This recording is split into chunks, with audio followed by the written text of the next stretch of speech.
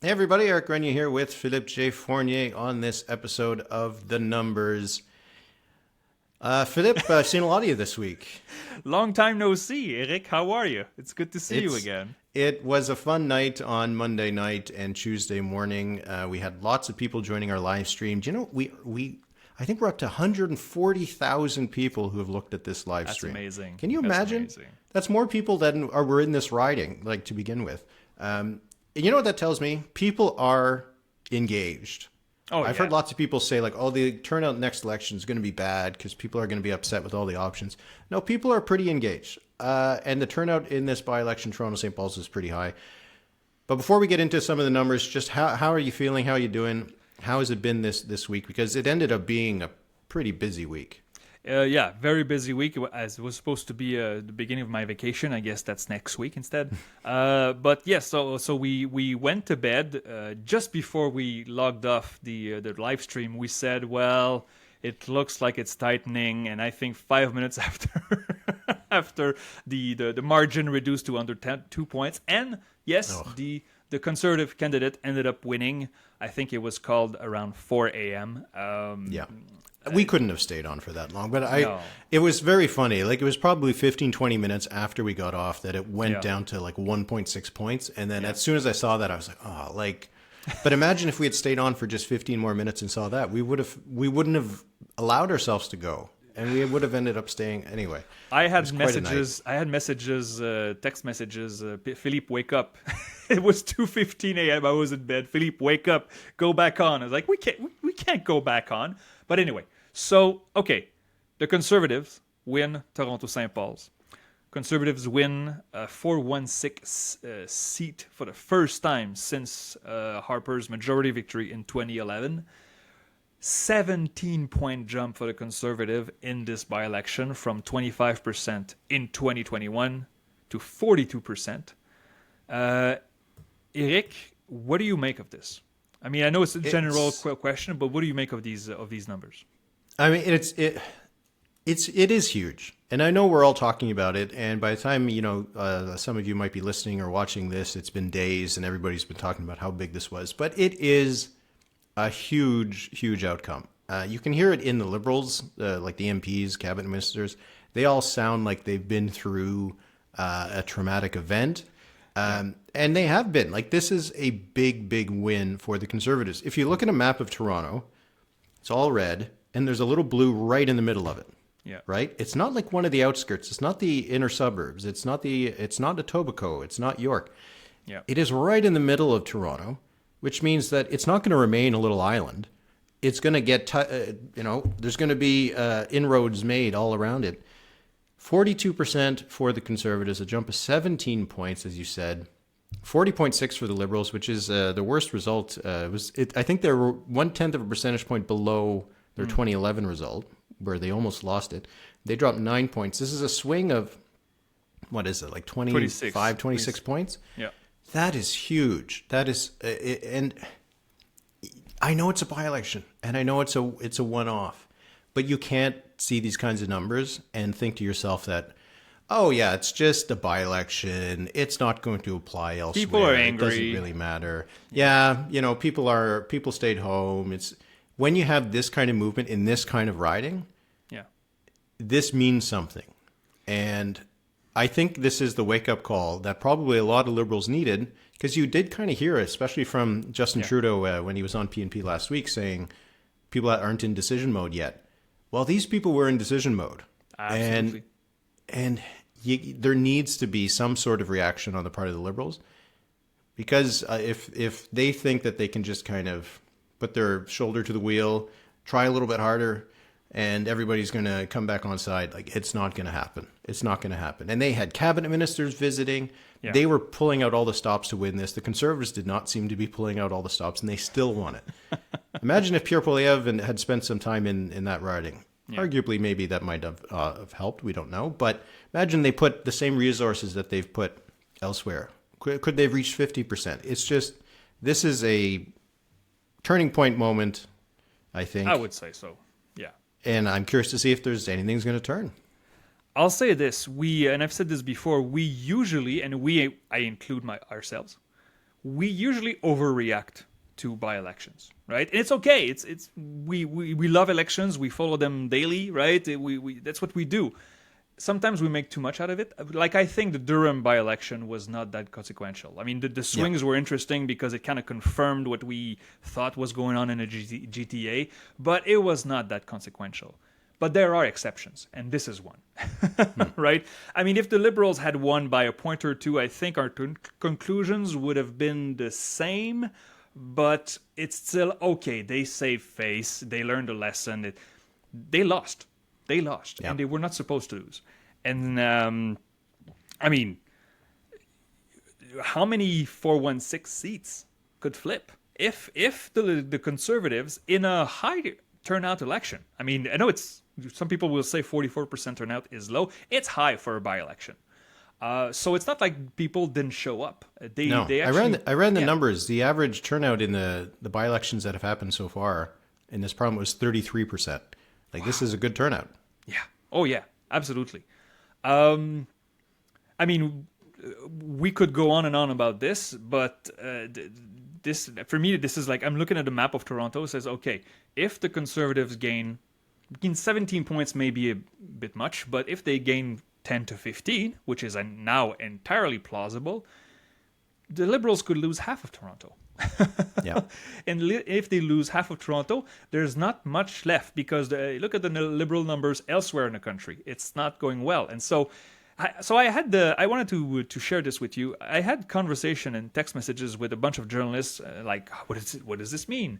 And some suggested, well, many Liberals now know they're going to lose and figure, you know what, if we change leaders now, we're going to burn him or her. Like, we're going to burn potentially a good next leader.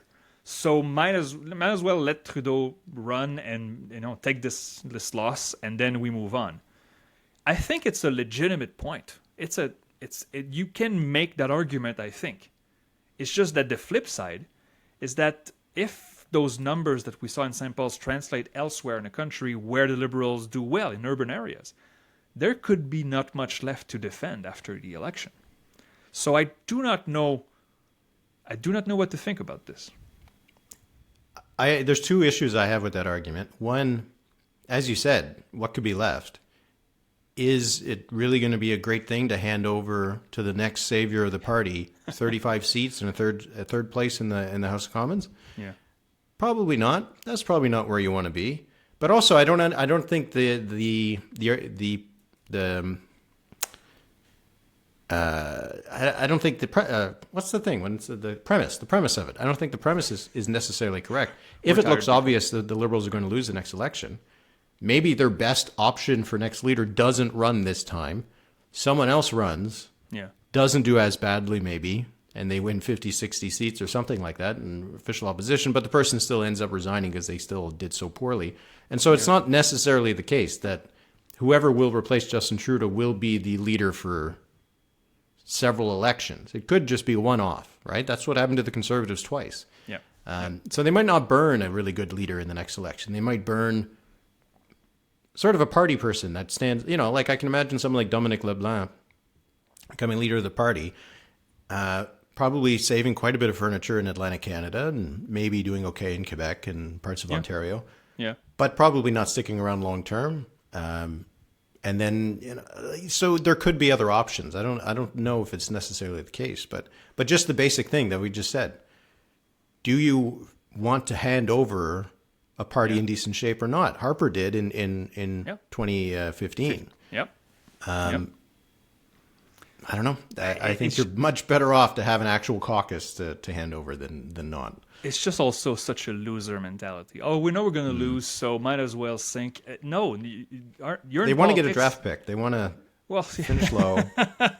Well, if only it worked like that, right? The NDP would have all their draft picks. Listen, it's. I mean, we'll get off the Liberals because I think we also have to talk about the NDP here. But before that, the loser mentality. You're in politics. Yeah, you want to draft policy. You want to drive ideas. You want to inspire the nation. But you also have to show that you're a winner. And if you say, oh, we're going to lose anyway, sorry, but that's a loser mentality. Get out of the game if that's the way you think. It's okay to lose elections. We live in a democracy. There should be a pendulum that goes Right, there should be some each way. turnover. It's okay to lose. I remember that was a quote from Brian Mulroney after the 93 election. Obviously, he was not the leader of the PC by then, but he said it's okay to lose. It's not okay to finish fifth. you know, it's. I was going to say, because I didn't know what that quote was going to end up being. Yeah. I was like, if he was giving an excuse for two No. seats, no, like there we- was no excuse for that. We had to. The quote was something like, "We had two good mandates. We tried things. Some things failed. It's okay to lose. It's just not okay to finish fifth." And it's. I mean, I remember when people saw the Angus Street Institute poll last week that had the Bloc Québécois above 40% in Quebec, and there were some projection maps that showed, the Bloc could be above the Liberals. Well, the thing is, it's not impossible that the Bloc is above the Liberals. It's just highly unlikely at this point. But you look at these results and suddenly, maybe. I mean, the Bloc wins 45, wins all the splits in Quebec, and the Liberals tank in Toronto. They only have, Gatineau, Ottawa, the western half of Montreal, maybe Vancouver Centre, and half of Toronto. That's not 40 seats. That's not. So That's it. Yeah. It becomes far more possible if we're starting to talk about the Liberals winning 30 seats. Yep, absolutely. Bloc only has 32 right now. I mean, So- they won 34 seats, the Liberals, in 2011. The House was smaller, but I don't think we're necessarily in a place where they're doing that badly. But when the wheels fall off, the wheels can fall off pretty quickly, yeah. right? Absolutely. And I think that's what the danger is here. Maybe they've gotten a signal, but I'm very curious to know what's going to happen over the next little while, right? It seems like Trudeau wants to stay, but I'm not sure how tenable that is going to be the longer it is. Like we got lots of questions this week in the mailbag about the by-election, so we're going to take it from different angles once we get to the mailbag as well. Yeah. But they have at least 3 by-elections coming up. Yeah. They're going to lose one of them for sure. The one in British Columbia. They're going to lose. And Road Transco, now they're not going to win either, right? So. Yeah, well, they're going to lose. I mean, they're going to lose the hold on the seat that they have in Langley. Okay, yeah. They're going to do very badly in Elmwood Transcona. Like Yep. you can imagine them finishing with 6% of the vote. Yep. And then they have the by-election in La Salle, Aymar, Verdun, in Montreal. Who knows what's going to happen there? But these are 3 more moments where the results are going to freak out other MPs. Like, I don't know how you can sustain this for Trudeau. And it's only been a few days. People are kind of keeping themselves respectful about things, talking to reporters without not for attribution.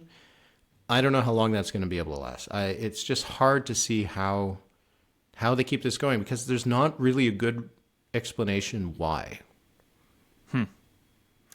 Well, if we can just switch gears just a moment and talk about the real winners of this by-election. It's us, right? Of course. Did you look at our over-unders? Okay, so of course I'm saying this facetiously. The election, the episode from last week, it was a member-only episode. We had over-unders for the 3 main parties in this election, and I mean, we don't want to brag, but we get so much crap when we say the things that are wrong. I think we should get a little bit of maybe not praise is the wrong word, but just a little bit of gloating when we're okay. So the over-unders, I set the line for the NDP at 11%. The NDP ended up at 10.9. That's a pretty good line, if you ask me. That's a pretty good line. And you took the under, so you got the win there, but I got the win, but it's so close that I call this a tie. I'll take the win, but it's a tie. Okay. And then the conservative line. If you listen to that episode, I say, God damn it, 40% is high. But you know what? I'll put the line at 40% because of turnout. Well, it turns out that the line was pretty good. The Conservatives had 42%, and they got over the line because of turnout, but not because of low turnout. They got there because of high turnout. So, there's no point for style. I had the over 40%. So you got that one. You took the under, but again, the line was really close. And then the Liberals, it was your line. Go ahead. Yeah, I had at 41, and they ended up getting 40.6. So it's pretty close, and I took the under there, so at least I got that, and you took the over. I'm going to say this, and I don't mean, like, you're just saying about gloating. I don't think it's about gloating, but I do find it that the exercise we did shows why you do need to think things in a statistical, objective, quantitative way. Yeah. Empirical, because a lot of commentary that I heard was like, this riding should be liberal because it's a solid liberal riding and it stays, I've experienced this actually quite often in doing elections across the country, is that often there's a view of the way things have been is the way things are going to be. Yeah. And you got some poll numbers and you move, you got your little calculators, you're a little nerd and you got, the one party up, one party down. Sometimes you got to trust the numbers. And you do need to calibrate your thinking about how elections are unfolding based on the actual data you have and not your feeling of what things should be.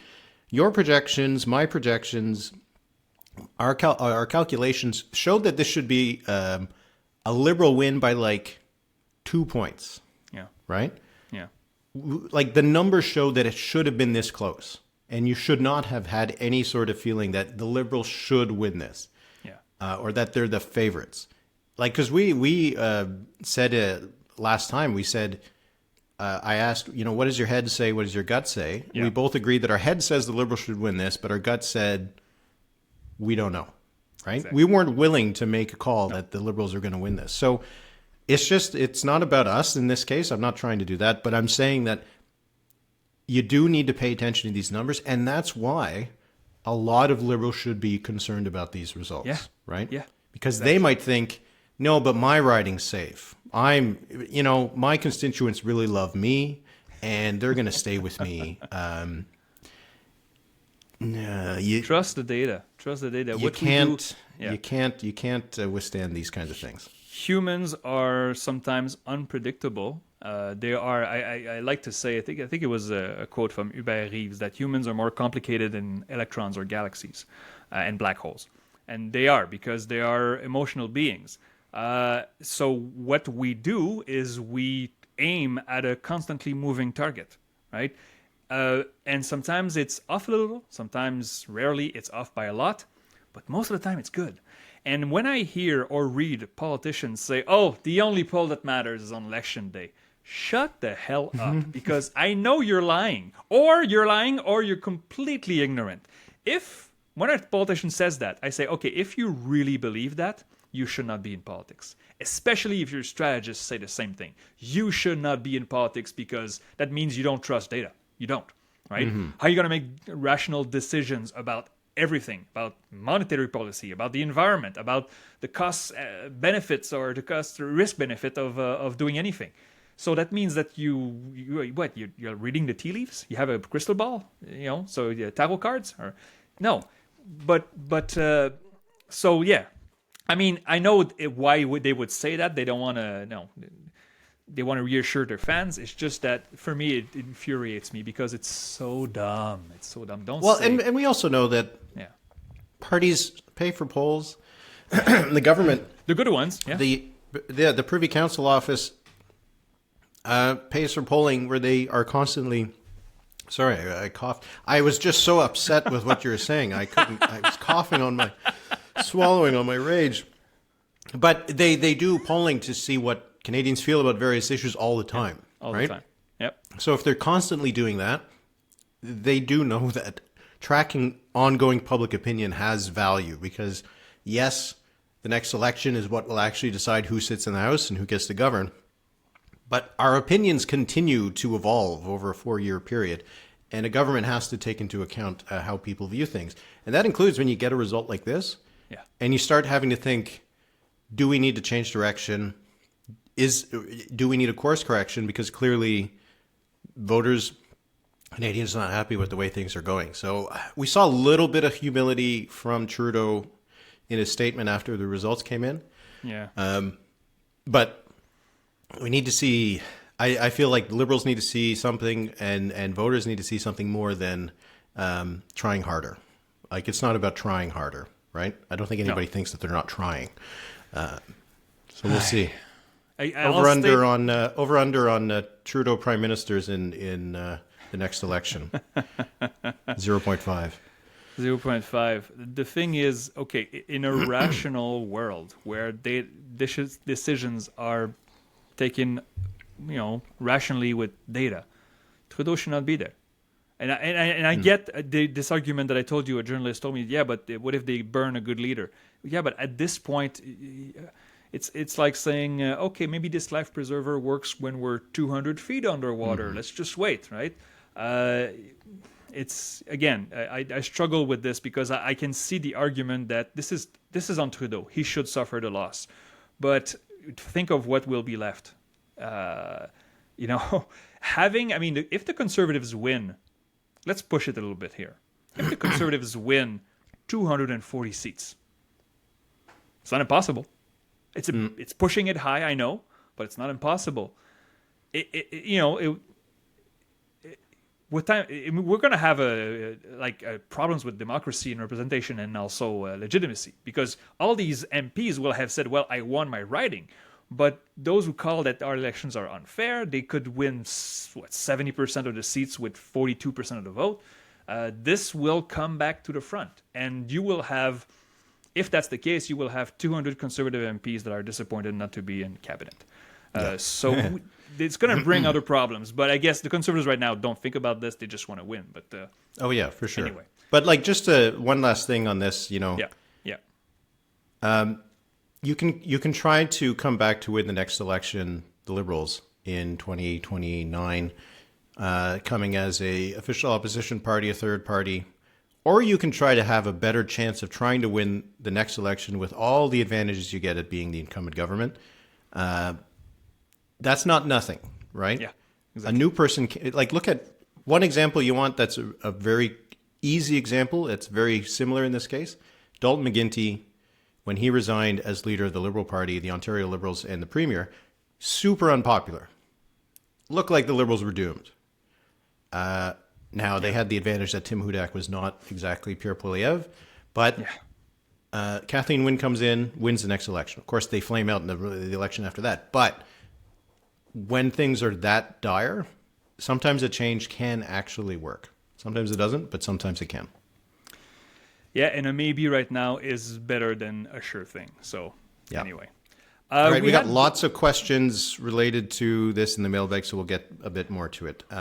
What do you want to move on to? Yeah, we'll go a little fast. We had a federal poll from Sparks Advocacy. It came out, was it on Wednesday or Tuesday? So 42% Conservative, 23% Liberal, 17% NDP. Nothing untowards. This is kind of what we expect. We had the Liberals at 25, 26 in some polls. Now it looks like it's gone down to the low 20s. There was the numbers in Quebec that make me chuckle.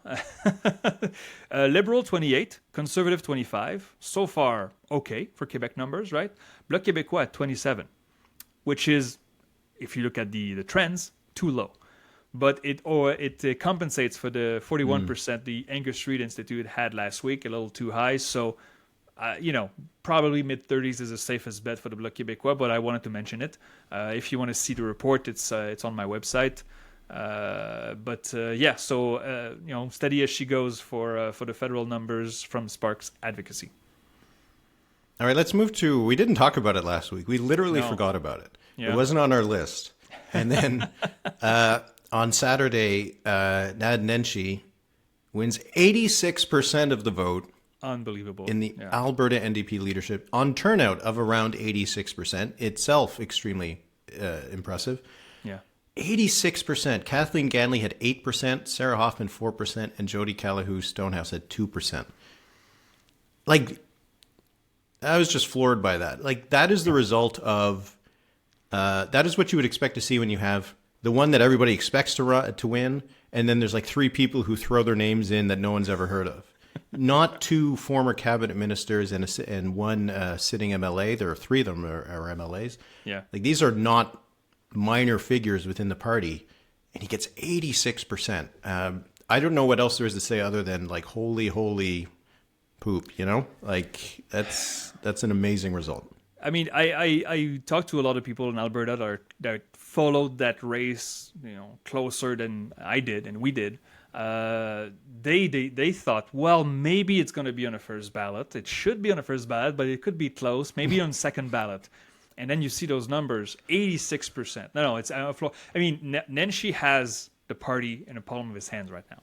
So it's his party. He created this party now at this point. I mean, yeah, it's a kind of a rebirth here. Right? The NDP brand, I think they're going to stick to it. Okay, so good for them. But there's no question, like the membership, that the new members, including new members, right? The membership decided. I mean, this is higher than Poilievre had at the federal level, and Poilievre crushed his rival.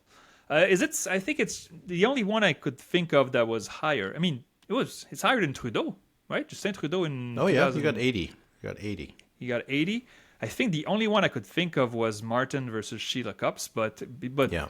This was, I mean, there was no... It was a delegated convention too. It wasn't the same kind of race. Yeah, much fewer people also. And also, I don't think anybody said, well, maybe it's going to get close. No, this was not close. So we're going to follow Alberta politics. I mean, it's going to be quiet in the summer months, but in the next few months, it'll be very interesting to see whether the needle moves in favor of the NDP or against the NDP with such a decisive victory. We got some by-elections coming up, interesting ones. Lethbridge West. And, are there more? I think that's it for now, right? That's the only vacancy, but one assumes Rachel Notley will step aside at some point, and who knows who else. After there's a leadership race, there's often some disappointed people, right? So. Yeah, but with that result, it's if you're not happy. After that result, there's some very disappointed people. At least 3 of them I can think of. How about we go to the quarterly polling from the Angus Reid Institute on premiers? We get this every few months. 66% approval for Wab Kinew, up 3 points. That's a honeymoon that is going well. And Fury, somehow Fury's at 55% in this poll, which I just noticed now, and that's a bit shocking considering that things have been going poorly for him. Any reflections on these numbers? I was surprised also with Fury, but it's only 173 cases, so plus or minus 7%. The thing is, but he didn't go down, right? So maybe Fury, you may have noticed, started talking against the federal Liberals and Trudeau Liberals, so maybe taking a arm's length distance from the federal Liberals, maybe that helped him. But it's such a small sample for Newfoundland, so I don't think we should delve too much into it. But so there are 3 premiers in that list that are going into an election this fall. Scott Moe, down 4 points. Doug Ford, right? Doug Ford and Higgs, right? So the bottom of the list is Higgs and Ford. No, you missed my joke. The joke being that Doug Ford's going to the polls this fall. But no, we're talking about Scott Moe, David Eby, and Blaine Higgs. Go on, sorry. Sorry. So Scott Moe down 4 points, but again, Saskatchewan is a small sample. But half of Saskatchewan voters are happy with Moe. This should be an easy victory. And in a two-party race, right? So an advantageous map. EB 43% down 5 points. The thing is, we know that things in BC got more polarized, so I don't see this as dramatic, because in a polarized environment you would expect the opponents of Monsieur EB to really dislike him, and the same would be reversed if the Conservatives were in power, obviously. What do you make of Ford? Last place, 31%, yet his party is still cruising in voting intentions. Yeah, but that's why I think that they still feel like if they had an early election, and apparently they're polling on having an early election, the PCs are, it still works for them, because his brand is not him, really. It's not about his own popularity. That the PCs would be in a place to win another election is in part due to lack of enthusiasm with the opposition parties, and that I think a lot of his brand is that people are fine with him. Yeah. Right? Not that they love him, but just let's see if my thing even applies here. He has a very high disapproval rating, which is surprising to see. It's 64% in this, including 42% who say they strongly disapprove. Yeah. But I don't know. I think that 22% that moderately disapprove, I'd be curious to know what the voting intentions are among those 22%.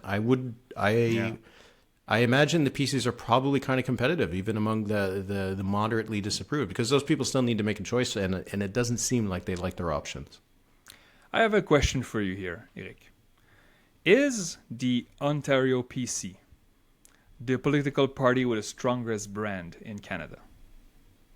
It has to be up there. Strongest brand. I mean, Ford is disliked. Is liked by his own people. I know every premier is liked by his own people. That's not the question. Right. But it's not an outlier here. This is, of course, it's Ontario, so it's a larger sample size. And the Angus Street Institute has had Ford at the bottom of this list for quite a while now. So he's not popular yet. We see the Ontario Liberals and the Ontario NDP cannot crack that fence, cannot crack those foundations. The PCs are around 40% of the province, cruising to a majority. Ford is not an anchor on a party. So I'm trying to think, is there another party that has such a strong brand? Maybe the Sask Party in Saskatchewan, even though it's a newer party. You look at these premier approval ratings, most of them, if not all of them, are either more popular than their party or about as popular as their party. Yeah. And Ford is the one who seems to be the most underwater from his own party's popularity. Yeah. And yet the party's doing fine. So he isn't, as you said, he's not a drag on the party at all. But again, I think it's because there's this chunk of voters in Ontario who aren't enamored with him, might even say they don't like him very much. But they're either not going to vote, as we saw in the last election, or they'll still vote for the PCs anyway because they feel like their local person's fine or that the government's at least better than the other options. So they're in it's a bizarre place. They should be far more vulnerable, but you also feel that their chances of re-election are among the better ones in the country. It's this weird paradox.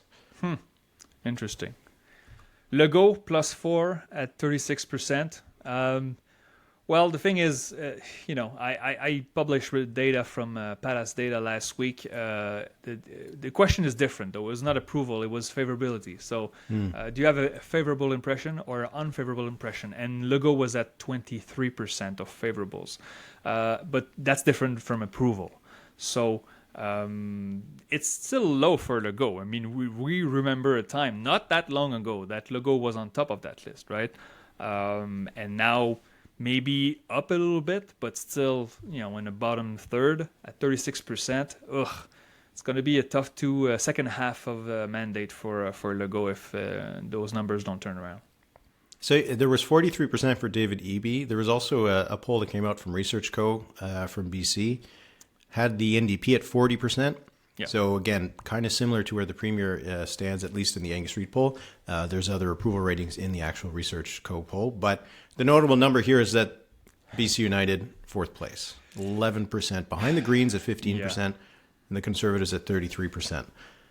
It's not going to be long before there's going to be a poll that is just going to be single 9%. Digit. It's going to be 8% for digits, BCU. Yeah, they just keep on. They're just bleeding. They're just lying on the pavement and they're just bleeding out. And I don't see how it gets better for them. I mean, this should be it for British Columbia polls for a little bit. So this one, again, on par, 40% for the NDP and 33% for the Conservatives. This is okay. Right in the middle of the average, yeah. But 4th place for the BCU and falling. As you said, at this point, I would not be surprised if the Uniteds get under 10% in the election. It must be really hard to be a volunteer or a staff and looking at these numbers and say, we'll be fine. We'll get there. We'll have 1 seat. I updated my BC projection, 0 seat for BCU with those numbers, 0. So it's the pig in The Simpsons. It's just a little bit in 4th place. It's still good. It's still good. Yes, right. When pigs fly. Anyway, yeah, good meme. All right, let's go to the questions. So we're going to answer one question that we got. We got tons of questions on the by-election, but we'll answer one here for the public episode. For Patreons, we'll have more of the answers, and if you would like to hear our answers to the mailbag questions, you can join at thenumberspod.ca for as little as less than $5 a month. Logan Stitt on the Patreon How much do you think this result in Toronto St. Paul's is a by-election result and not a general election result specific to this riding? There's speculation that the Conservatives win this time, but they would lose it in a general. What do you think about that? How do we separate the by-election from the general here? Okay. Well, we should say this, though. I mean, the Conservatives, in a time where they're polling really high, everywhere in the country, higher than usual, high in Ontario, won this by-election by 550 votes, or 590, I think it was, right? Yeah. So it's not unreasonable to say the Liberals could take this back in the next election. Oh, yeah. It's not unreasonable at all. I mean, even if the Liberals do really, really badly in a general election, they could still take back St. Paul's. But I think it's what we discussed earlier, the effect of losing this. Again, recruiting Conservative candidates in Toronto. Suddenly you're not just going to get slaughtered by the Liberal machine or the red wall around Toronto. It's possible now for Conservatives to win in Toronto. Yeah, you're right. They'll get better candidates. Don Stewart, not really well known. Nope. Avoided Seems the like a media nice at every. fella. No. Yeah, he avoided the media at all places. So I'm not sure how polished he'll be when he has to actually start talking more. You're right. They could find some better names. With all respect to Don Stewart, names that people would recognize outside of like his friends and family. Right. With a win like this, now it's a lot easier to say, "Hey, why don't you run for us in?" I don't know what's a riding like. In one of the Don Valleys, Yeah, Scarborough. Valleys, yeah. Yeah. And also, I mean, if you want to recruit, you can tell them, listen, it's gonna be an uphill battle to win as a Conservative in Toronto, but if you win, I mean, good chances you are in cabinet, right? I mean, you would have to at least have one cabinet minister from the biggest city in the country. So to answer Logan, yes, I can see the Liberals winning this back. It was only 500 votes, but it's the message that it sends is devastating for the Liberals. There's two things for me. One, because it was by-election and Justin Trudeau is the leader and the prime minister, it was in many ways a bit of a referendum on him. And so a lot of voters might have been thinking, I want to send a message that the Liberals need to change leader, that I'm very upset with Trudeau. So that might not be the same question in a general election. People will have to make a choice, and Trudeau might not be the leader anymore, so who knows. There's also, and we do have a question about this, we'll get into a little bit more detail, I think, but the fact that there was a significant Jewish population in the riding, quite upset with the government's position on the Israel-Gaza conflict, and also just the rise of anti-Semitism and feeling that they weren't reacting. So that might have activated this community more than it would in a general election. But so I think those two things probably played a role in making Stewart win. Because you said it was only 590 votes. You don't need much. But even if the Liberals had won this by 3-4 points, right? How much did the Conservatives go up and the Liberals come down because of these two things that I just mentioned? Yeah. Is it really going to be 10, 15 points? No, it's probably worth 5 points, something like that. Yeah. So even if this wasn't a 25, 26-point swing, but a 20-point swing, just because of a natural feeling against the government, that is still a disastrous place because in your projections, in the ones that I do, Toronto St. Paul's wasn't one of the Conservative seats. It was like a marginal, but it wasn't one of their seats, and they were already at 210. Yeah. And so it doesn't really matter that much that Stewart won by 1.5, 1.6 points. If he had lost by 1.5 or 1.6 points, the actual significance of it in terms of what it means for other Liberals across the country would have been more or less identical. 100%. All right. We're in agreement. We're going to move on to our Patreon mailbag. So again, the number is pod.ca. For everybody else, we're going to move to the quiz. And apparently, Philippe is very excited about the quiz.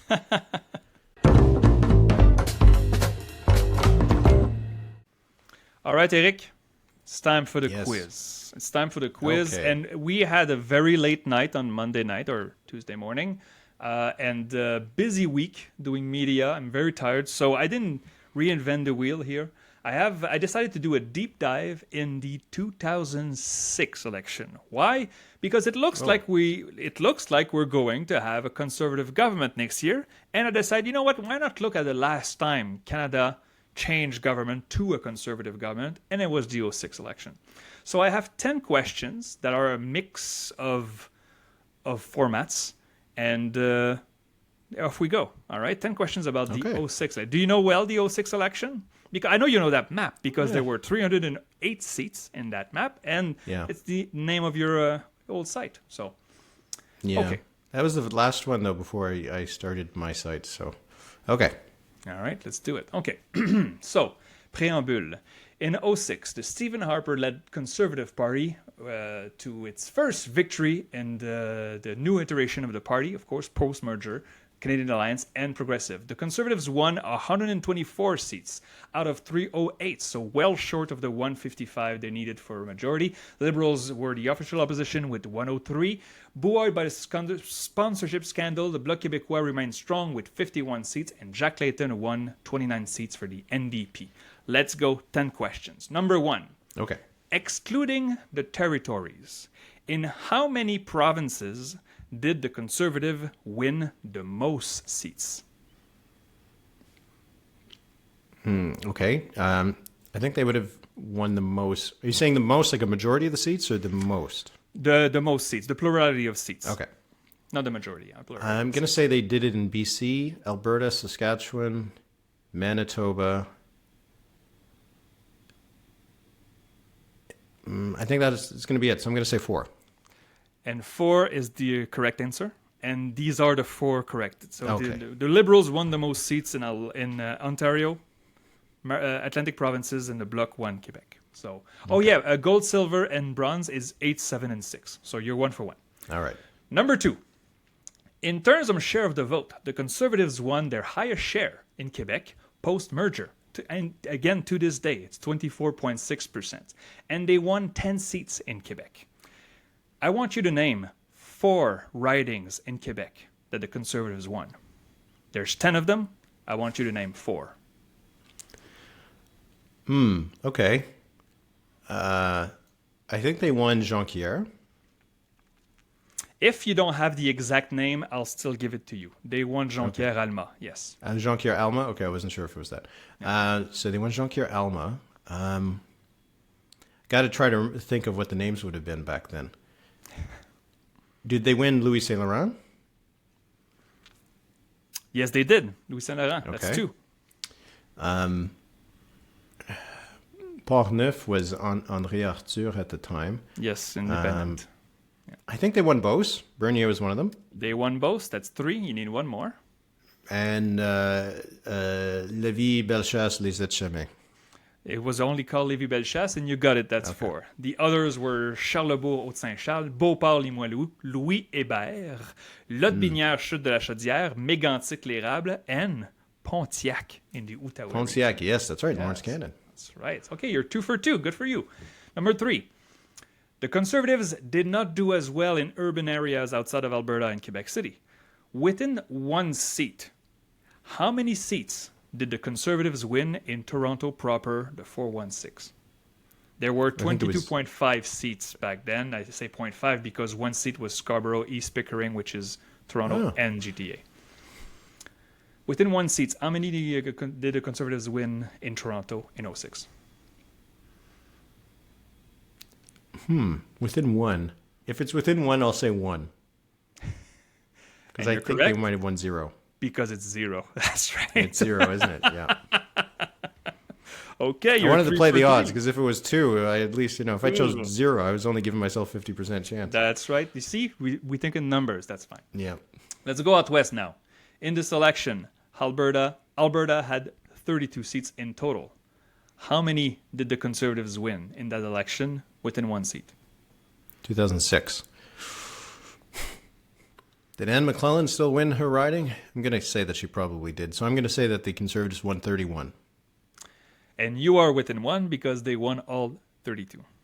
Oh, they did. Okay. They did a sweep in Alberta in 06. McClellan won the next one, I think. Yeah. Okay, so you're 4 for 4. This is too easy. All right, number 5. Name the ridings of all 4 leaders. Oh, man. Okay. Paul Martin was in La Salle-Mare, That's right. and I think that's what the name was at the time. Yep. Stephen Harper was in Calgary South West. That's correct. Okay. Jack Layton was in Toronto Danforth. That is correct. And Gilles Duceppe was in Laurier Sainte Marie. Wow, all 4 of them, and you have 5 points. Okay, so you're doing well. The next 3 questions are over-unders. Okay. I'll give you a line, you have to pick which one. Okay? Over-under. The Bloc vote in Quebec.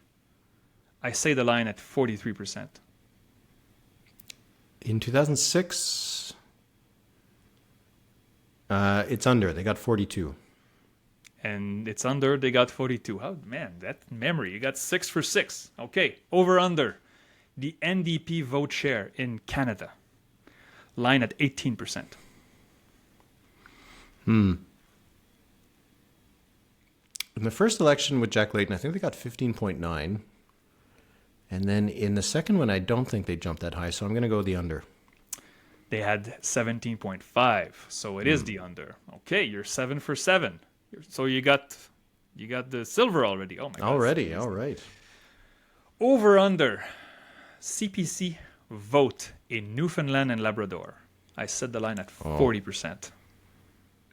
They did well in that election because the Anybody But Conservative campaign started in afterwards. And you said it at 40? 40%. I think they got like 42%, so I'm going to say over. They had 42.7%. Yee, So the okay. over is correct. You've got gold already, but you have what is above gold? Like platinum Super or gold, something? platinum. Super gold. All right. Number 9, a format that we used before. Here are 3 BC ridings. One was won by the Liberals, one was won by the NDP, and one was won by the Conservatives. Burnaby, Douglas, Port Moody, Westwood, Port Coquitlam, and North Vancouver. Want me to repeat I that? don't know. Burnaby, So I'll Douglas. say Okay, go I'll ahead. say NDP Burnaby, Liberals North Vancouver, Conservatives Port Moody. And that is exactly correct. Port Moody, Yay! Westwood, Port Coquitlam was James Moore of the CPC. Burnaby Douglas was the NDP will Bill Sixay. And North Vancouver was Don Bell of the Liberals. You can run the table and have a perfect score with this question. I had a rough quiz last week, so appreciate it. Before becoming a provincial party leader, this person serves as an MP. And in the 2006 federal election, this person won Fort McMurray, Athabasca.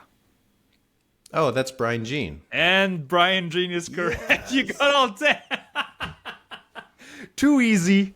Okay, I'm going to get you next time because that was too easy. Maybe it's Good not job. too easy. Maybe I just did really well. You did very well. Congratulations, Jeez. Eric. Maybe I struggled internally with it. You don't know. Yeah, I didn't think it was too easy. You did very well. Congrats, man. I like that. A nice mix of formats in the trivia. That's good. We'll do that again. Thank you, Philippe. All right, good job. Number of the week. I'm going to go first. Go ahead. So my number of the week is 1,968. This was the extra votes the Conservatives got in the by-election versus the result in 2021. They actually got more of the vote than they did in the last election, in a by-election, which means it wasn't people staying home and the Conservatives just got more of their people out. It means they actually converted, at the very least, 1,968 people to vote Conservative that did not vote for the party in the last election. So you don't often see that in a by-election. That's true. When a party increases their raw vote total. So that just shows that the Conservative result there was pretty impressive. It wasn't just a question of turnout. Absolutely.